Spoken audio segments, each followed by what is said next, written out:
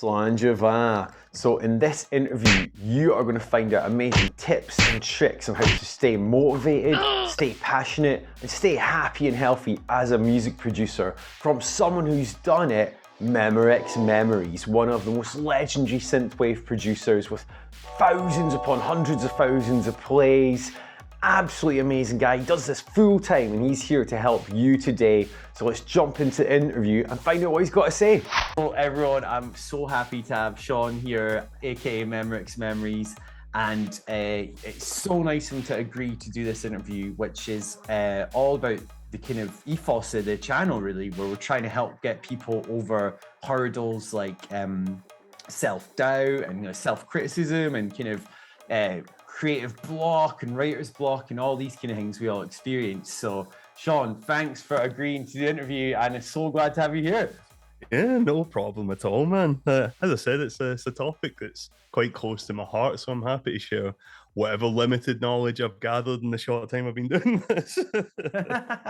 Yeah, I thought it'd be good because you've been through a bit of a journey that I think a lot of producers would like to go on, and you have spoken about this kind of thing on your kind of social media before, or even just chatting in the pub together. We've chatted about it before. Yeah.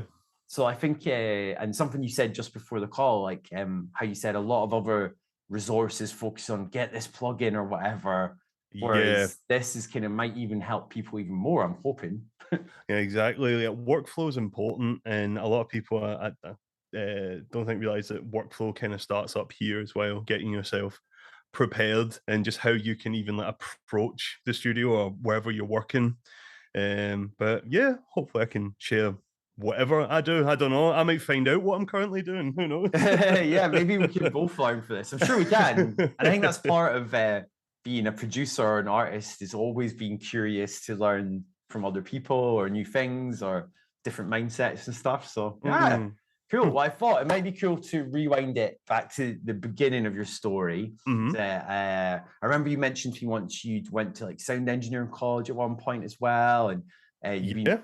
But whether it's round about then or even before that, what was it like when you started producing music? Oh, God, honestly, like whenever I think about this, actually, it's a bit of a miracle that I'm doing what I'm currently doing. I haven't, honestly, it wasn't even like it was something that I set out to do. I remember my friend, me and my friend basically had a really sort of a strong appreciation for deathcore music. It was basically a type of metal that was pretty prominent a few years ago. I say a few years ago, that's going to make me seem really old when I look that up. It's like, oh God, yeah, I don't even want to take a guess on what date that is. But anyway, my friend was a really good vocalist. He still is. He's now in a band. I help him record now, which is really exciting. I was not. I was really shit, but he's got a heart of gold. So he just kind of, dragged me along, and I growled some terrible monosyllabic demon shit down a microphone and hoped that I was like, oh, that sounded cool. But either way, basically, there's a reason you've never heard of our deathcore band. It didn't really, we never graced the cover of Kerrang, so to speak, sadly. But basically, like one after another, each of our bandmates kind of dropped out one by one. And in order for me and him to practice, I got a demo copy of Mixcraft 5 and I just started taking samples of metal drums or metal bass lines and this and that, and basically building up these templates just so we could practice over. And then I think eventually my friend dropped out and it was just me growling over this copyright lawsuit, just waiting to happen for the stolen layered material. And but from that, like I kind of like I didn't know that's like how sampling worked and all of that. But yeah, I think it was shortly after that. In one weekend, my friend introduced me to Aphex Twin and Brian Eno. Then the following week, I discovered Boards of Canada, you name it. And then I done a little bit of research, and I had no idea that this type of music, all these, I thought you had to be like Hendrix on a guitar. I thought you had to be like a multi-instrumentalist. I had no idea that there was these machines that you sequenced, put together, and basically if you've got a sense of time, or if you at least even have an ear, like to be like, yeah, that's a chord that exists, I want to try and achieve that. with all of these sequencers and things, you can gradually put it together. So from there, I think that was where I started out, really thinking that I was going to be the next Richard D. James, but I was just an asshole. So, yeah, humble beginnings, a demo copy of Mixcraft 5. Yeah. And I think a Toshiba Office laptop that could barely handle Microsoft Excel. The Oh, that is fans so whirring funny. like shit. So familiar. I remember my brother and I had this like Dell Tower desktop, and it had Sonar on it, some DAW that I think might even still exist, but no one knows about it. And it was just like struggling to learn to use it, and oh, it was so kind of so fun. And what's funny is we're actually you might want to dig out those recordings if you still can, because me and James managed to make an album, and we're actually doing a little re-release of it, 15-year re-release. Wow. So he's actually, I say remastered, it was never actually mastered in the first place. I didn't even know what mastering was. But I think that's a good attitude you got there, just using what you've got and being playful and just kind of going for it with what you've got. Yeah. I mean, like, if you've got up, like, I mean, I'm not, and never thought that I was a musical person. Even today, I would not refer to myself as a musician or an artist, like, because I feel like a musician's a completely different league. That's someone that like, knows every chord, knows this off by heart. It's just I have a really strong appreciation for music, and with a bit of luck and a bit of persistence, I've happened to find some people who also like these sounds that I put down. So, you know, I'm just sticking with it while I've got it. How did it make you feel when you were just starting out and your friend showed you like Boards of Canada and Aphex Twin and stuff? How did you feel at that moment? It was the most exciting thing. Honestly, I still think about it now. I could probably write a novel about the importance of Boards of Canada to me. Like, I will never forget, because I loved Aphex Twin, loved Brian, you know, loved a whole bunch of the Warp artists like LFO and Clark, and just and then even earlier, like chill out stuff that my dad used to listen to when I was growing up, like telepop music and air and all that kind of thing. Yeah. But I loved all of those, but I just can't stress enough. Like the first time I heard Boards of Canada, it was like some terrible made for TV VH1 behind the music moment where I just like a single tear just rolled down my face. And I was just like, that's the sounds that I've been hearing in my head.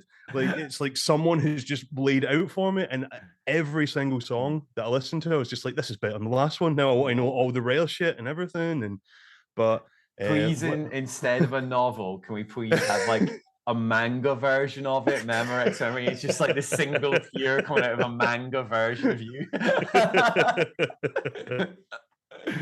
Oh, it's funny. I had a similar moment where my friend Jonathan just sat me down and showed me them. And he's like, you got to start trying to make music with meaning like this. And I was like, oh, so like, yeah, I totally remember that. So I can vibe on that, definitely. So there's probably, well, hopefully people out there watching this who are pretty much at that stage in their music production journey just now. They've maybe messed around a tiny bit, don't really know what they're doing. They've got these artists they love and look up to, and want to be like, what advice do you have for people who are kind of at this stage at the moment? Well, I mean, I think there are two modes that you can exist in, like as a producer, an artist, musician, however you want to phrase it. And I think you might even agree with this, Dave, as well, especially when you're starting out. Um, two kind of modes. One is when you're up and you're working on something, you're happy with it. You are the greatest artist in the world. No one has made these sounds. You found notes, you found keys between keys. Like, holy shit, this is the most revolutionary stuff ever. And that's the good times. That's the best shit. And then the other one is a sort of crippling pit of self doubt where you're like, oh, I'm just going to throw it away. But those two modes, I believe, are be both of them, embrace both of them, like, because um I mean, the way I look at it, if I wanted to tomorrow, like say I hit that low point, and I'm like, you know what, I'm shit, don't want to do this anymore. I physically couldn't stop. I love this so much. This is my hobby. This gives me energy. I will still go back to it. So like I couldn't quit it. if I tried. But just know that both of these are par for the course, and I guarantee you, every single musician or producer you speak to will say the exact same things. I mean, I was fucking shocked. I had the privilege like to speak to one of my heroes, electronic artist by the name of Seth Haley, Com Trues. I managed to have a conversation with him, and he basically told me my friend got me into Comtrues through an album called In Decay, which I absolutely loved. And he recently, maybe last year, brought out In Decay 2. And I messaged them and asked them, I was like, just out of curiosity, are these all new tracks, or are these ones that you have worked on previously and you couldn't finish or whatever, and you've cut them? And he said, yeah, they're all old projects that he'd worked on from NDK 1, and then he had basically mixed them, brought them up to standard, and put them out as part of a sequel, which I was like, that is even more impressive, because anyone who has attempted to return to old work, you're not in that same headspace. You've learned so much about mixing. You open it up, by the time you fix things, the mix is so thin, there was nothing to it because you've through all these fucking rogue plugins and stacked all this shit. So I was like, that's even more impressive. And like, this was the part that was like, wow, the great, the infallible Com True said to me, he was like, yeah, I will never do it again. It was the hardest thing.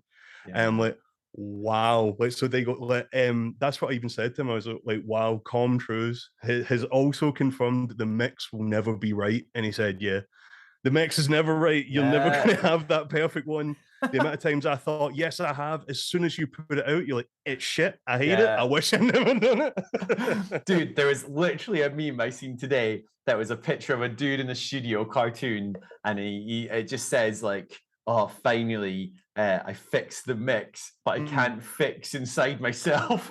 And I'm like, that's what we're going to try and do with the channel, help people get over that. Like, so this is a great story, exactly. And I love how you validated, just to unpack some of what you're saying there about how it's okay to have those low days. It's okay where you want to throw Ableton or whatever DAW you're on out the window. It's okay to be like that.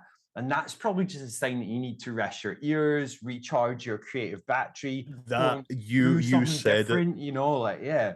That is something that I'm talking about only very recently in the last couple of months have I realized is one of the most important things. I don't know if it was arrogance or just stupidity, or I thought that I knew better, but rest your fucking ears, man. Like, take regular breaks, because you'll become so numb, so fatigued to it, you don't even know. Like, you lose the groove, you lose the feel of it. Just take a break, go do something. Like, I've just started doing like little exercises and whatnot, and then between, and then come back to it like an hour later, and it allows you to keep going for longer. And I know, like, we all get excited, especially when you're on a roll and you're like, I want to keep going. I want, yes, yeah, there's nothing else you want to do, but take that break and you will be able to work for longer. But yeah, you nailed it, man. Like that song became so important recently. Yeah, because it's something I actually used to feel guilty about it. If I'm like, oh, I'm not producing enough tracks or whatever, I'm not on my DAW enough, I'm not playing synths enough or whatever. But then I realized, you know, doing other activities actually feeds back into it, and I come back to it more inspired. So is there any like activities that you personally like doing? You know, it could be as simple as hanging out with mates, or a certain hobby or something that you like doing outside of music that you feel feeds back into it. Oh, well, sorry, I was just going to say there, just because you mentioned something that I think is also really quite important, is, you know, you said you should be on your DAW more and you get that worry. I think that's something that's often that no one really prepares you for. When you start out and everything's new, you are going to be putting out so much stuff. Whether, even if you're not putting it on SoundCloud, you're not doing anything with it, you're going to be making so many tracks. You'll be bouncing so, and your catalog is going to be huge. You get like 12 albums before you've even put out a single thing, right? But then, as you kind of get more into it and you get more into the intricacies of it, you start to home in on a sound, you start to set a standard. That work rate, that output is going to drop, it's going to half, it's going to get considerably less. And it's not because you've gotten shit. You will think that. You'll be like, oh my God, I used to be able to do it. It's because you now have a standard that you've set for yourself. When you first started, you didn't have it. You're just like, oh, done a track, I'm the best. I'm going to add it to the pile. Now it's like you're starting to home in, you've set a standard for yourself, and that's perfectly fine. You will probably put out less. You'll have more times where you turn it on, you sit for an hour, can't get anything, you turn it off and you leave frustrated. That happens. Yeah. So yeah. No, I that's think really good advice, actually. That's something I've not heard anyone say before. And it's something I've struggled with as well. I make a lot of things, a lot of different genres. And it's always just been the way I've been, and narrowing it down to like you said, certain standards that whether even if it's a genre that's like your own genre you've made up, but creating this sort of artistic identity. Yeah. And how it's okay to do that, but even if it means you have to shed other ones, or I guess it's still okay to make loads of other random tracks that maybe ones that just don't fit your sound. And I know Boards of Canada have even spoken about that in interviews, how they're sitting on like free techno albums they can't release. Or maybe they have under a different alias and we just don't know. But yeah, I hope to find that someday. Me too, actually. But they have said things like that in interviews and how that is okay to be like that as well. Yeah. Cool. And speaking of identity, that does bring me to like another next sort of stage of this little chat and interview. Is I remember chatting to you one time after a gig we were at, and you were saying how at one point you were like, you set yourself like a little goal of like making like a house EP or something like that, but then decided to ditch it and swerve to move it to a different sort of genre that you felt. I personally think you could say synthwave, but I feel like you've got your own sound within that as well. So it's thank you very much. In the genre. Like it definitely has that more electronica, vibey, chill wave, nostalgic feel. I don't know, maybe Britishness. Just synthwave that's just a little bit more. It's got a little bit more. Yeah. Less like chest pump. Yeah. Less Lamborghini Countach, more Vauxhall Corsa. Or like Ford Capri. But and I mean that as a total compliment, of course. Yeah. So can you tell us about the time, that moment when you started starting to find that identity a bit more? First up, we'll maybe chat about how did that come about, and then we'll maybe chat about how did you feel about it. So how did it come about to start with? Oh man, it's actually like crazy you should mention that as well, because that's something that's actually came full circle. And I don't know if that will be, and I'm talking about as of like maybe the past month or so. But yeah, it's all kind of came back around, and I feel that it may apply to what we're talking about today, and the fact that I am still trying to find my sound. I'm still trying to look for it, and I mean, arguably, I think a few people would say that I've had some success in what I'm doing, but I'm still not fully happy with it. I know the mixes could be better, the masters could be better, and basically, I've taken like a huge break from social media. I won't go off on this tangent. Maybe it'll fit in later, but I have basically just been for the past like 8 months or so, I've went through a complete lifestyle change. I have basically lost the best part of like 10 stone. The fittest I've ever been. Amazing. I don't drink, don't smoke, don't do any other various party powders. I've got like a routine now. Yeah. So I mean, with that has came like a whole. I mean, in order to kind of, down to caffeine, don't even have caffeine anymore. So like, a lot of that comes down to this sort of mental routine, and with that, I mean, considering when I started making music all these years ago, it was based on an output for anxiety. And then, I mean, that's just a little thing. Come to now, and it's like no longer am I anxious. I've actually got a really good quality of life. There's so many things that have changed. Yeah. And as part of that, sorry, a bit of a tangent now, no, but as part of that, I really felt like my last release, I was very ambitious, but it didn't really match up from a mixing standpoint the way that I'd hoped, and I was a little bit disappointed when it came out. I know people liked it, but I was kind of disappointed. And since that point, I mean, I have like, I think my missus has just kind of been walking in, looking at me and being like, "Are you still doing this?" But on one project, I have like over like 300 hours on this. There's like 700 hours of tracks, and I mean, I'm talking about I've had full tracks. And I've been like, not right, close it, put it in the back burner, start a new one, start a new one, start a new one. And but the reason for that tangent is that when you were talking about the house EP, Yeah. like a lot of those sounds have actually came back into play. Cool.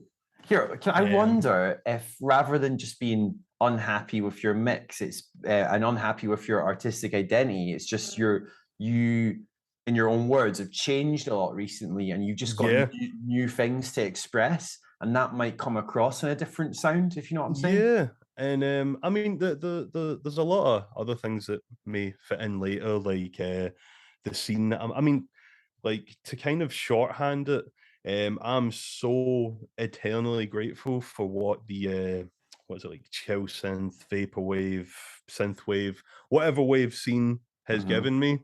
They've given me a platform, and I've been able to fit in with this community. But with like in the most respectful way, it was never really my plan to become synthwave or vaporwave. Sure, I rolled with it, goes throughout those hashtags, everything, you know, to get out there. Yeah. But I've always just wanted to be an electronic artist, and I feel that when you're in it's not even a micro genre, it's like a nano genre. When you're in this very niche genre, you're only really playing to a fan base that want to hear that, and that is it. Yeah. So whenever you try and approach with new sounds or new canvas or introduce something new, you're always met with this friction, and it's almost like you are judging a fish on how it can climb a tree. That old. Yeah. It's like, oh yeah, this is shit, and the reason you say people are saying it's shit is because they think you've tried to make synthwave and somehow failed. When you're not, you're actually trying to make something different. So that all became really frustrating. Yeah. And it was that way where I'm just like, you know what, I want to make these sounds. I want to make the sounds that are in my head, and I just really don't want to be restricted by this fucking Lamborghini Countach on a laser grid bullshit anymore. You know, digital palm tree. You know, I'm just like, I got so fed up with it. And it's like I have so many influences and sounds that I want to use, that I want to introduce. But yeah, which is why, and I haven't actually said this out loud. This will be the first time that I'm actually contemplating a second alias. Yeah. Yeah, I can imagine really been that. on the cards. I can see how that friction you experienced could lead to like your wanted break from social media to feel freer to create what you want as well. Definitely, because I think creating under external pressures, you know, some restrictions can sometimes help you when you're making stuff, but like if it's from other people, especially strangers on the internet, you don't even know who they are, maybe that's something that could definitely like kind of squash creativity a bit. So I think as an artist, it's up to you to express, and I mean saying this to everyone, it's up to you to express what's going on for you in that moment, and that's really the most authentic thing you could do. Yeah, and I mean, like as I was saying earlier, like especially one of the things. But I mean, I was a heavy drinker, heavy user of many things, and one of the steps that I've taken in order to overcome that is basically admit, like, yeah, I mean, you hear it all the time, admit you have a problem, admit that you are fallible. There's nothing wrong with saying I've made a mistake. Okay, let's move on. You can fall along that process. Just pick yourself back up and keep going for it. And I found that with social media, because I mean, I don't have like a huge following by comparison to, let's say, some of my contemporaries, but for me, I mean, a guy from Govan that was making music in his back room, it's like the messages are overwhelming. Like, what you get a larger scope than what I've been used to, a larger response than what I've been used to. But I feel that, you know, when all of a sudden going from that back bedroom to then like, oh, you're working on the record, you're getting the album art ready, you got to have the album art, you got to put it out, we got to do it on this date, we've got to make sure that it's on the optimum date for this, the optics are great, you've got blah blah blah, blah. All this just kind of builds up. And then it's like you're comparing yourself to other artists on social media. It's like you know, well, for example, I think a lot of people kind of overlook the idea, well, what social media is, and it's snapshots, it's highlights. No one's putting up oh, I had a shit day, here's a photo. They're putting up, here's the good stuff. And see, even if you're in that, like say you haven't put out what you would like to, you're not putting out what you'd like to at that point at a rate that you want to at that present point. When you see other people going, oh, look, here's my new album, I'm not a jealous person, but I realized it was creating almost this this jealousy because I don't like to be complacent. I'm very driven. I like to work. And when you're not doing that, naturally there is that element that I found it was kind of coming to the surface where you'd see someone doing something really cool that you should be like, yeah, fuck yeah. And you're going, oh, fuck you. Like, because you're not doing it. And I'm like, that is really worrying. So I was like, you know what? I'm not this person. Don't want to be this person. Fuck that. And I've taken a break from it.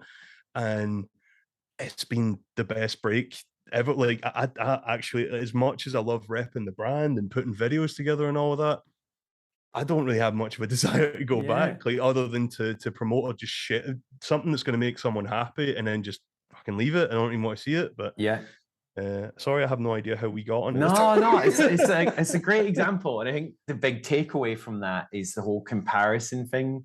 Not to compare yourself to other producers, whether it's within your genre or without it or whatever. But this comparison thing, because everyone's their own unique individual, and everyone's has their own journey and their own voice, and you know everyone's sort of path, or it sounds a bit cliched, but is like different to everyone's. And like you said, you don't see all the bad stuff on social media. You don't see the true goings on. And that even reminds me, like, because one of my musical heroes, I kind of don't want to mention it because it's a little bit negative, but I've got this band I love, and he's producer as well, runs a label, a bit of a polymath, been around since the 2000s and beyond. But there was a book about this New York indie 2000s scene, and one of their best friends in it actually said, if you know person X, you wouldn't be jealous of them. And it shows you that they've got all this stuff going on in the background. You can't be that person. And you know, if you might not even want to be that person, you might just want the snapshots, but that's impossible. So everyone's sort of version of inverted commas success is different.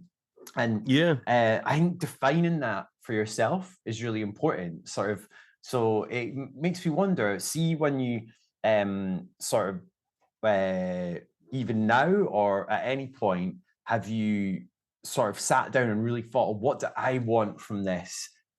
Like some people call it goal setting, or some people sort of just like deciding something you want. Is there any time you've done that, and did you find that process useful? Yeah, and I mean, this may sound somewhat contentious, but I mean, it's came from a lot of thinking and going over it in my head, and but I mean, I think I'm just trying to think of how to word this. If I was to say, well, there you go. If I was to talk about any kind of stark difference between the person that I was and the person that I am now, it's for so many reasons that we don't have to get into. One of the elements that I have now, well, one of the qualities that I have is actually like a bit of self-acceptance. Like a lot of people say, oh yeah, self-improvement. It's like, no, it's self-acceptance. That's what I have now. And for the first time in a long battle with my head, over half my life, I just really like life. I love my life right now, and I like myself, which is just really, like, really, really important. But I've completely forgotten what I was saying. So, I was going to relate back to that. Yeah. Sorry, that's what I was saying. And you know, typically, like, if someone asks you that, like, oh, what do you want from this? Like, what do you want the end goal? And typically, when people try to relate and they don't understand, so, oh yeah, do you want to be like Kanye and all? And you're like, no, like, truthfully, beforehand, I would say, you know, if you ask me the earlier stage of my life, oh, what do you want from this? It would be like, oh, I would just like to be happy and put out some music. And so, oh, it'd be nice to like earn a little bit of money from it. And it's like, see now, standing where I am, and I'm like, why set small goals for yourself? And that's where I've gotten to, and I'm very driven in that fact. And it's like, no, I want to do something. You know, I want to. I'm really tired of basically being like, you put something out and I'm, oh man, that sounds like this artist. You're like, no, I want someone to say that about me. I want to do something that is me. And someone says, oh, you sound like this, or that is that, you know, that's what I want. I actually want to put like even like a minuscule thumbprint, even if it's a song or whatever, something that is quite influential and different. I do not really give a fuck about the money. Well, not totally, because I mean I'm self-employed and I live off that, but Yeah, I'm not looking for millions. Like truly, not that that was achievable, but truly, like that's the thing. Like I feel it every day in my chest. I literally wake up in the middle of the night. I'll run at my computer. I'll put stuff down. Music is my favorite thing in the world, and if I could do something that is even like fucking microcosm of influential, that basically like even a fraction of what Boards of Canada did for me, I will be truly happy.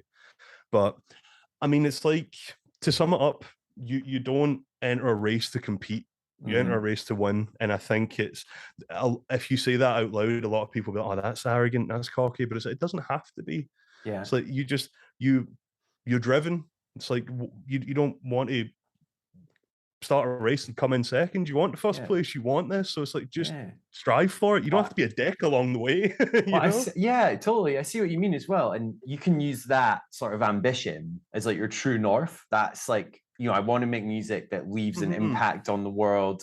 But the nice thing about music is it's not a competitive sport. So they're literally, the cool thing is like there can be loads of artists doing that, and because we're all individuals, they'll all sound different as well. So one of the cool things is if anyone's listening to this and be like, Bob, I'm not competitive. Well, it's more like about just setting your own true north and just going for it. Exactly. And one thing I was wondering along the way, Sean, it reminds me of a conversation we had before. Some people have this sort of big goal like that, or big sort of true north they're aiming for, and that's really admirable. That's awesome. But like practical steps along the way to get you there. And I remember once, this must have been back when we were both maybe kind of starting out and first met, must be over 5 years ago now. And you mentioned there was this playlist that you really liked, and you thought, oh, that's a cool playlist. Like I'd quite like to get on that. It was a YouTube one, I think. And do you find that was a small goal that is at the early stages helped stepping stone you towards your sort of true north?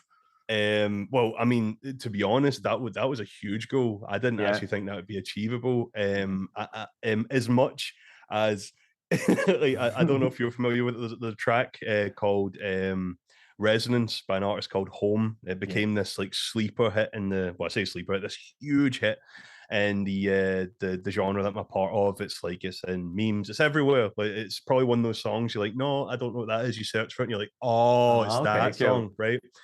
I cannot state enough the importance that track had, and I was a huge fan, and of that track, and it was featured on a YouTube channel called Electronic Gems, and from that I found all these other artists that were making like a sound that I was like. It was effectively like all these 80s sounds, and it was mixed in this sort of chill manner, and I just really admired it. But I just wanted, at that point, it seemed like a pipe dream. I was like, oh man, I want to be on this channel. I want to be a part of this scene with all these fledgling artists and people that I respect and whatnot. I didn't actually think it was going to happen, but when it did, like, I owe a lot to that channel, like a lot. The exposure that gave me, but at the same time, it wasn't just like, oh, I got a track submitted, cool, foot in the door, it done the rest. It was like once I was in there, it was a case of, right, let's do better. Let's get a better track. Let's work on it. Let's put out something. And it took like a few times, and then eventually I got a track that I basically live off of now. But yeah, that was a huge goal. But once again, to anyone listening, it's actually a little bit weird to think about. Where just like, I remember like, I don't know, I suppose a very philosophical way to sum it up is, remember when everything you had was everything you ever wanted. When I was an angsty teenager who was like 12, I wanted a beard more than anything else in the world. Now I have to shave this fucker because it irritates me. You know what I mean? Like everything at one point that you have, you really wanted it, but you should never take it for granted. But I do find it crazy that's just like at one point it was like my main goal to get on that channel, at least one feature. Here I am now, 15 submissions later, a staple in the genre, and now I want out of it. Which is fine as well. Not out of it. You're not like rejecting it. You just like moved a different way. You're just like, I want to keep moving because I've had enough complacency in my life, you know. And I think a good lesson from that is having these goals. Like you said, at the time, that was a pipe dream. I'm going to get on that playlist. What I found cool is at that time you were making music that did fit in with that playlist, but I thought still stood out as like your own sound. I think you've carried that with you. And so I thought this isn't on like our outline at all, but I was wondering, you got any advice for producers who do want to get in a certain playlist that could be in a certain genre, but how do they do that without just copying people and doing it like you did, where they've got their own artistry, their own sound in it? Because I feel like that's the way you done it. And that always impressed me. You wasn't just another synthwave artist that sounded good, but the same. It was like synthwave, but its own thing. So thank you so any much, advice man. on that? No, like honestly, like it's actually really nice just to hear you even say that. But I mean it. to be honest, it was just, I think it was at the time I was under a different alias by the name of Mr. Sunshine. I just really wanted to be Boards of Canada. That was my first little sort of taste of like internet fame, was when I basically got posted on Reddit on a Boards of Canada fan page. And oh my god, the entire Boards of Canada community fucking turned on me most horrific way. And it was just like, who's this slut ripping off the almighty Bach? And I'm like, oh my god, I just really liked them. But it was at that point where I was just like, you know what, I really like these sounds, but once again, fallible. I'm like, yeah, I mean, down to the drum beats, everything. I basically just extended fucking Music Has the Right to Children, you know. But it was that way, like when my friend introduced me to Comtrues, and then I heard that he's a huge Boards of Canada fan.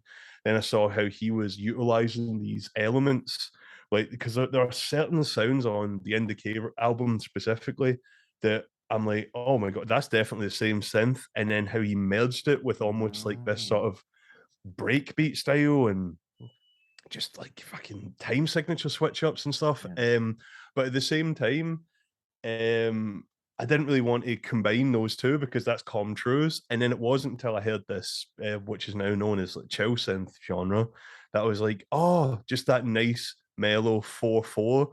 And then it was just a case of just like, yeah, let's just try and map these two together.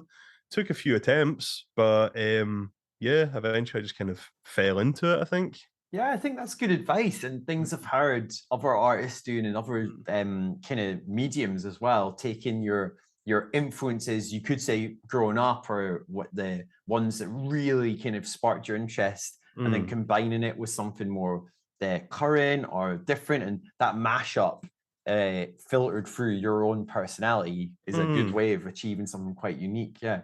Cool. It's That's like, interesting to hear how you done that. Yeah. I mean, have you seen that? Like, I think it's a photo going around, and I think it's like one of those like faux inspirational Instagram things.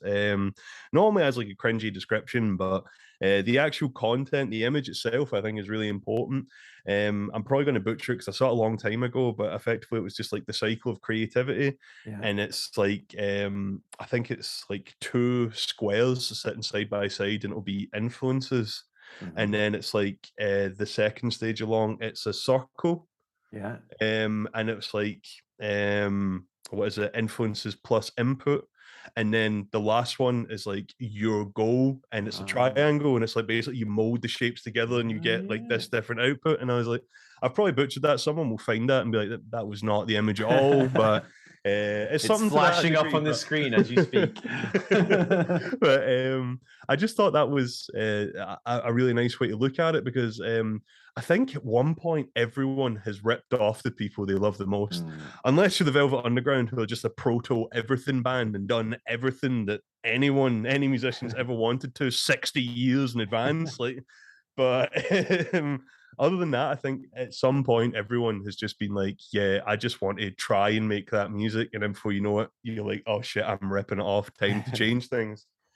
But I think that's natural. Since we're sort of still on the topic of goals and sound, and you mentioned throughout this interview, you've mentioned some steps along the way, and how I think it is easy, and you've mentioned it as well, how when you hit something, you're just immediately onto the next thing, or immediately comparing yourself to someone. But have you got better at sort of like, in whatever way, like celebrating your sort of small wins, if you know what I mean? Like, whether that means like going out with friends for food or whatever, in whatever way, or even just reflecting on it, like, and patting yourself on the back a little bit. Because I think it's easy to get into that cycle, like next thing, and that you can burn out that way. Yeah. Being fully honest, that's something that I'm still working on, at least from a creative standpoint, is like appreciating it, or not being too hard on myself. Because I mean, for the longest, that basically, like, see if I bring out like an EP or an album, I can't listen to that again until I've brought out the next thing, and then it's handleable. I'm just like, no, I don't want to hear it, and I don't know what it is. As soon as I put it out, I'm like, no, I don't want to hear it. Don't even want to know what people think about it. Just forget about it, and then eventually I'll come around to it. Typically, it works out because normally by the time I'm working on something else, my label will send me a vinyl copy of the one that I put out months ago, and I'm like, right, let's give it a listen. But admittedly, like, as I said, there was a lot of things with Emotion 2 that I was not happy with in the end, but I think it was a necessary step. I can admit that a lot of things in the mix could have done better, but I am doing better now, and it's because I was like, yeah, maybe shouldn't have done this, shouldn't have done that. You can change that next time. But from making what I consider a few mistakes, it's put me into this cycle of now working to not do that again. One of the things that, in case that sounded like absolute babble, on some of my tracks on In Motion 2, I really wanted to add more high end. I got so bored with this thing that's in the scene where it's like people will just include no fucking treble in the mix and be like, oh yeah, it's lo-fi, man. This is like a tape. It's like, shut the fuck up. We need treble. Treble is our friend. I like treble.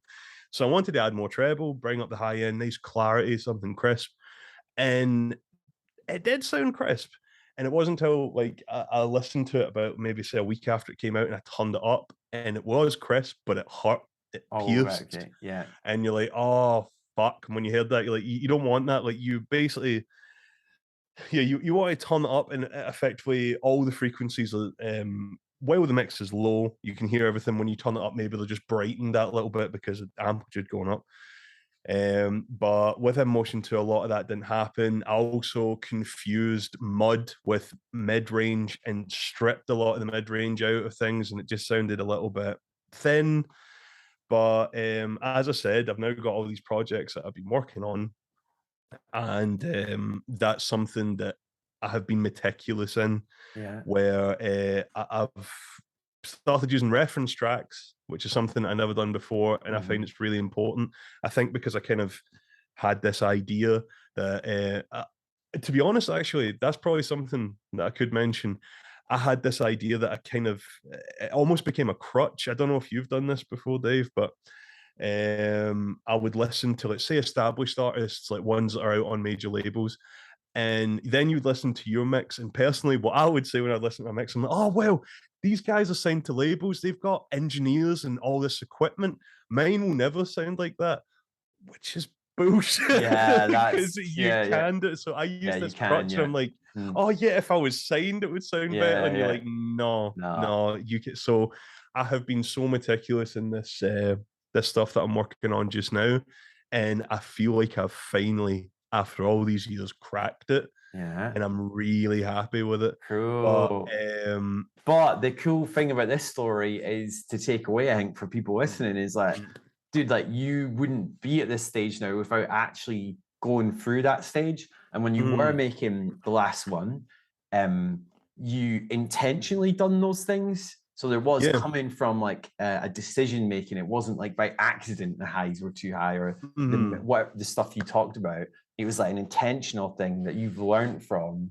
And I think a lot of people would leave that like knocking them and be way harder on themselves. But it sounds like you processed it in quite a positive way. Maybe it took time to get to that stage. Yeah, it did. But to learn from it and this sort of continual learning, like, I'm sorry to say to anyone listening, like, this continual learning thing doesn't stop. It doesn't. No, ever. It will not. It won't stop. I want people in care homes producing tracks. Do you know what I mean? Like, and still making their mixes better. Do you know what I'm saying? Yeah. Well, to anyone listening to this, watching it, see what I just said there. Where I'm like, I finally mastered it after all these years. Clip that, because in next year Yeah, I won't have mastered it. Yeah. I'll be like, oh, I made these mistakes. Yeah.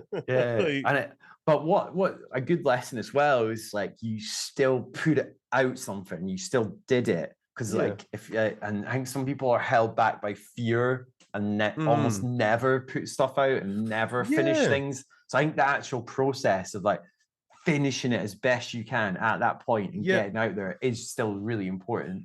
And also understanding that you will not, you can't please everyone. That exists. That's just a lesson in life. There is always going to be someone who will say some shit, and honestly, oftentimes if it's constructive, like I think that's another thing that a lot of producers will say on social media. You're like, I'm open for constructive criticism. That's fine, but as soon as someone's just like, oh, the high mids are a little bit too much. Fuck you! You don't know anything, right? So it's like, criticism hurts. It's not going to change. It will always be. It will always dig at you. You can have 6 billion positive comments. All it takes is one shit one, and you will fret on that for the rest of the day. That's never going away. But you just have to realize you cannot please everyone. There's always going to be someone who may have had a shit day. And if you are, and the thing is, if you are pleasing everyone, you're not doing your job as an artist. You've become some bland ass, boring shit that no one really cares about, doesn't like it that much, doesn't hate it that much. I don't want to slag off Coldplay, but I do. But you know what I mean? Like, you become Coldplay, like, let's face it.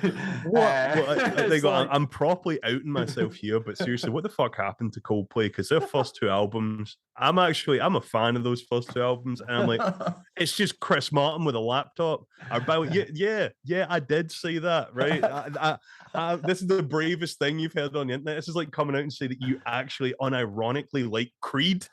I have done it. I'm taking this stand. How do we get from Coldplay to Creed? You know what's crazy? As a teenager, I had a Creed album on CD as well. Everyone had that album, bro. That voice, man.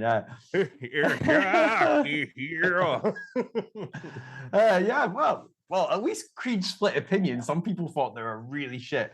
Some people love them. Anyway, I think the point trying to get to here is criticism's okay, and I think that sometimes dividing people, it shows your work is putting some message out there, some worth out there, if that makes sense. I think maybe on a technical side of things, it can sometimes draw on your mind too much, but if it's like about your sound and what you're trying to say with your music, and I think that's a really important thing to talk about as music producers, because artists, painters, writers, people who make movies talk about this shit all the time, the story, the meaning, the emotion, the vibe behind it, whereas we talk about EQ and compressors, and that's cool, but like we need to, as I think music producers, need to really fully embrace what's this track about, what's it saying. Do you know what I mean? Yeah, like that's something that is not discussed anywhere near enough, right?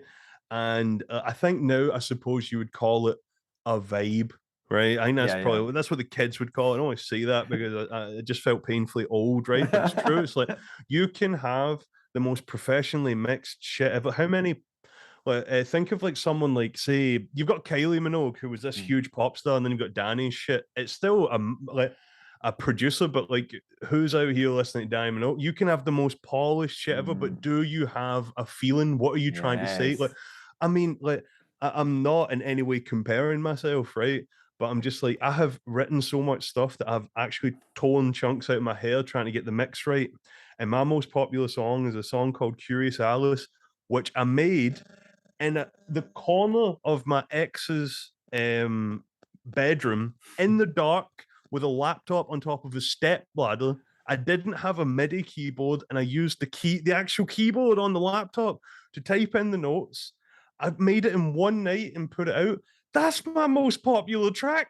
Everyone knows that track, and it sounds like balls, but it has a feeling that people resonate with. It fucking says something. And it's because, and admittedly, like, there was a lot when I was writing that, albeit it was a short process. I know, like, there was a whole bunch of shit that at least I was putting into it. I did feel like an emotional outlet, and for some reason, even through instrumental, that message is translated. And I'm so grateful for that. But honestly, totally instrumental tracks like the greatest classical music, the greatest jazz music says something, even if it doesn't have lyrics in it. It's so important. I think this is something I'm going to go easy on producers here for a bit, because actually being a music producer is a really fucking difficult role. You have so much to learn, so much. You're an arranger, a mixer, a master, an engineer. You are a composer. You might be a lyricist as well. You might be a top liner. All these jobs exist in the industry as full-time jobs by themselves, and we're trying to do it all. So no wonder it's hard. So I'll go easy on producers and you go easy on yourself. But the main fucking thing with art in general, or music, is we're supposed to say something or express something, an emotion, an opinion, or a story, or something like that. And it's something that I have been so guilty of. All these posters behind me from Tonic Note, I was Hostel Freaks doing stuff, and I think I made music that was fun. It was it had catchy bits in that. But how much of it actually said something, even right down to the title, didn't really mean anything. And I think that's something I'm trying to move more towards now, is actually myself. So this is a journey, quite a new journey for me, is actually like, no, this music's got to express something. Otherwise, it's kind of like you're wasting people's time. So yeah, I think that's a big takeaway for people listening. Try and think about that. What are you trying to say? That's what do you have to say? Do you have something to say? Say it. I mean, there's a huge difference between trying to emulate something and actually just saying it. Like, I mean, how many times do you hear people saying, oh, that's a rip-off, this song is such a rip-off? And it's because people know, and like intrinsically you're like, oh, that is trying to chase this trend. Whereas something that comes along, the nail that stands up, it's the first one to be hammered down, it's loud, it's raw, it's whatever, even if you don't like it, it's there, it's saying something. So I mean, who knows, some of that awful Pearson high end I was speaking about might have resonated with someone, literally, in some cases, probably resonated through someone's fucking cabinet. Must have resonated with you when you were making it. Oh, amazing. So one other thing I want to say, I think we're maybe, since we're on sort of trying to help producers at this moment with that big bit of advice, I think it's important. And we might cover a little bit of just like classic challenges facing a quick fire round of Sean's advice to producers who are dealing with this thing right now. We'll do a quick fire thing like that. Right, which okay, is hard to answer quick fire. But for producers who are facing self-doubt, what would you say to them? Oh, just know that I think a huge thing is know that everyone's going through it. Know that it's normal, but the most important thing is it won't last. It will go away. Right, one of the worst things you can do, especially because I think self-doubt and writer's block are kind of intertwined. In some cases, you're, oh my God, why can't I write anything? I'm shit. It will pass. The worst thing you can do is just keep sitting at the computer and like slamming things and be like, oh my God, take a break, go smell the flowers, but it will pass. Remember, it's like if you've got a passion, was it, I actually think I'll quote the late great 20th century poet Steve-O. I was watching one of his podcasts the other day, and he said, it was like, get yourself to the boat, and when it's ready to leave, you'll be aboard. And I love that. I think it's true. It's like, if you want it, if you really care about it, nothing's going to stop you from doing what you want to do. So yeah, take a break. And not beating yourself up when you take the break. And for yourself, is there anything you like to do that does seem to recharge your creative battery personally? Yeah, I mean, like, I just what's the expression? A jack of all trades, master of none. If I can't write a track that's safe for Memorex or some other project, I will try and make something to make me laugh. Like, so whether it be like a dodgy film score, or I'll just try and make something funny with audio. If I can't be bothered doing that, I will work on a film. Honestly, I've got an old SLR. I'm not a photographer, but I like going around and just taking photos of things. If I can't do that, I'll make terrible like collages. Like, I just like working on something. But honestly, like, I find it a lot of the time when you've got self-doubt and when you've got writer's block, typically it's just you're not inspired. Go away, find something and bring it back. I mean, in my case, it was a trip to Logs and just watching the sun go down on the beach with my missus, and then just being like, oh, I'm there you go. Like, your heart's full. Yeah. you're just feeling like like a big breath of fresh air, right? Let's go back to it. And Yeah. sometimes that's all you need. Just take a break, Oh, man. I totally agree. Like, and I quite like taking it to like sort of extremes. Like, I'll just like say you have a night away or a long weekend or something somewhere, or even a day trip. But on the train, I won't have any books about music. I won't be like, I'll try not to even think about it. Won't listen to any podcasts with other artists or anything. Just try and really remove yourself from it, and that somehow replenishes your creative battery. Yeah. And I think just that even if you're skint, you can still hopefully go a walk somewhere, or like, or getting out of your house even, and just maybe meeting your mates or your family or something, or just doing sort of basic human shit like that. Get some exercise, whatever. Yep. It can be just go get your favorite foods or whatever, like things like that. Can just watch the sunset, simple things. Exactly. I mean, that's pretty much what I've done. Like since I've stopped drinking and partaking and all that other shit, like I've got the gym and then time away with my better half, and then I work. That's it, and I'm very happy with that. But the exercise has been really, really good for me, because I mean, like I feel like there's been some occasions recently where I'm sitting at the computer, you're feeling a bit shit, and you're like, oh my God, I can't do anything. You're like, well, go do a quick workout, and you feel like you've accomplished something with your day. You're just like, oh, there you go, it wasn't a waste of day, go do that. But I understand how difficult that is to get started. I'm grateful it's lasted as long as it has for me, but it's so true as well. Working. Like I love like cycling, but I had a funny one. You probably were at the receiving end of these texts sometimes, because like a few years ago I used to be like part-time gardener, and I still love gardening, but I used to do it as a job part-time, and I jokingly called it the garden of ideas, because almost always in those shifts I'd be like texting you or my brother or Dusty, like, oh, I've got this idea for Whisky and Synths or Tonic No Records or whatever.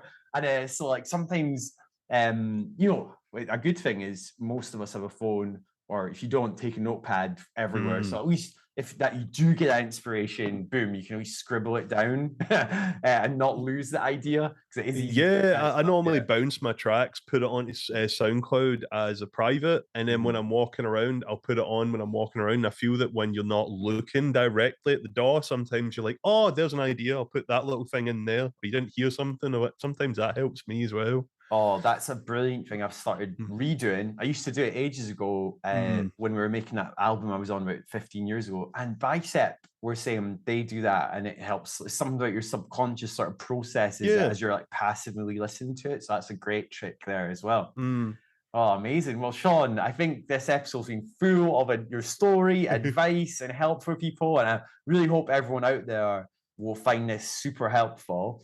And I just want to say a massive thank you. I want to take up all your time. We could probably sit here for another 3 hours, because this is such I personally find it, I can tell you can, quite a fun topic to talk about in production. The technical stuff's great, but there's so many people talking about it already. Hopefully this is like something a bit different for people to help inspire them. So Sean, I want to say thanks so much for joining us today. Yeah, no problem, man. I really, really enjoyed it. I hope you can make something of those ramblings. Well, in which case, see, just to offer one last thing that is it to anyone listening, that I found has completely changed things for me recently, and I learned it almost literally 101 in college. So if anyone's listening, please take this advice.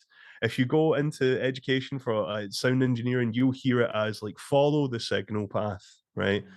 And basically what that means is like they go, oh, you've got a problem in audio. Let's say you're doing a live, you're working live sound, and you go to the mixer and you're like, oh, why is it not working?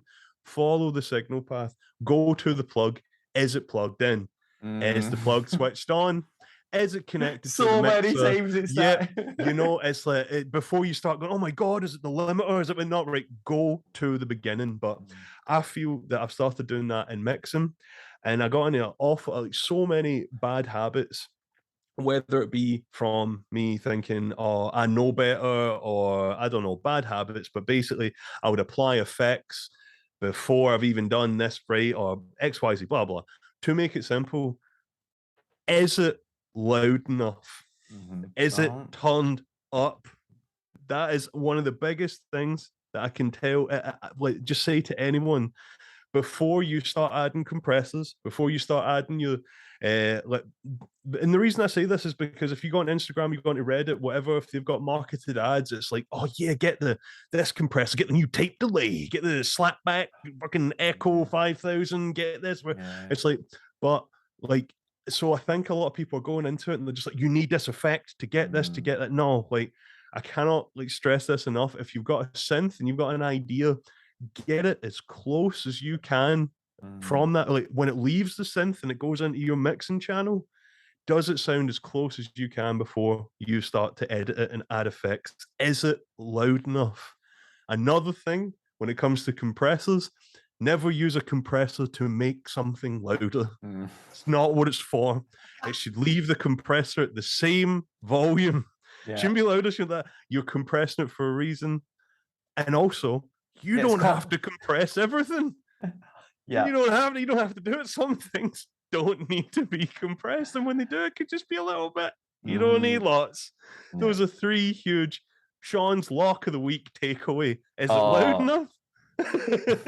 Does it need to be compressed? And when you compress it, does it need that much? That's my huge takeaways then. Loving them, loving those absolute sage oracle-like pieces of advice there. It's brilliant. Yeah, I could add to that, but with things I've heard, but I'm not going to, because this is all about Sean today. So, but it has inspired me to make a video I want to make now. Watch out for that. So, Sean, thanks to you, and thanks to anyone watching or listening out there. I hope it's been inspirational, and you'll go away feeling like it's, you know, like in a good mindset with your music production. You're not beating yourself up. You're refilling your creative battery by taking rests. And you're just doing your best work each time, and every time looking to improve than where you were before. So yeah, it's been awesome today, Sean. Yeah, I'm walking away inspired from this. So I want to say thanks so much. Excellent, man. No problem. Anytime. Happy to do it again. But yeah, thanks for having me on. Nice one. Well, catch you later. Thanks for watching, everyone. Cheers. Bye-bye. So I hope you enjoyed that interview with Sean from Memorex Memories. If you want to find out more things about music production and well-being and music production tricks, check out the channel. It's Whisky and Synths. Bit of whiskey, bit of music making. I'm Dave. I'm your whiskey fueled music production life coach.